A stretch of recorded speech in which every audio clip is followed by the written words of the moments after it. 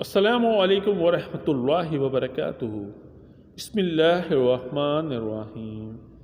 ایک بار ایک بدو مدینہ کے باہر سے بھاگا ہوا یہ کہتا آ رہا تھا کہ ہائے، عمر رضی اللہ تعالی عنہ فوت ہو گئے۔ راستے میں ایک شخص نے روک کر پوچھا کہ عمر رضی اللہ تعالی عنہ تو ابھی فوت ہوئے ہیں اور تم مدینے کے باہر سے آ رہے ہو، تمہیں کیسے خبر ہو گئی؟ بدو نے جواب دیا کہ آج بھیڑیا میری بکری اٹھا کر لے گیا اور میں سمجھ گیا کہ عمر رضی اللہ تعالی عنہ اب اس دنیا میں نہیں رہے۔ اور یہ روب تھا ایک عادل حکمران کا کہ ان کی حکمرانی میں انسان تو کیا، کوئی درندہ بھی ظلم نہیں کر سکتا تھا۔ بس اب ہمیں سمجھ آ جانا چاہیے کہ آج ہمارے ملک میں جو افراتفری اور بے ضابطگی کی وجہ کیا ہے۔ موجودہ ملکی حالات میں معاشرے کا عدم توازن ختم کرنا ہے تو عدل کے ساتھ کچھ فیصلے کرنا ہوں گے۔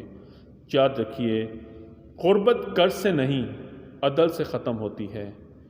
اگر واقعی مشکل فیصلہ کرنا ہے تو ملک میں کسی کو بھی 1 لیٹر پیٹرول اور نہ ہی 1 یونٹ مفت بجلی ملے، ہے نا مشکل فیصلہ؟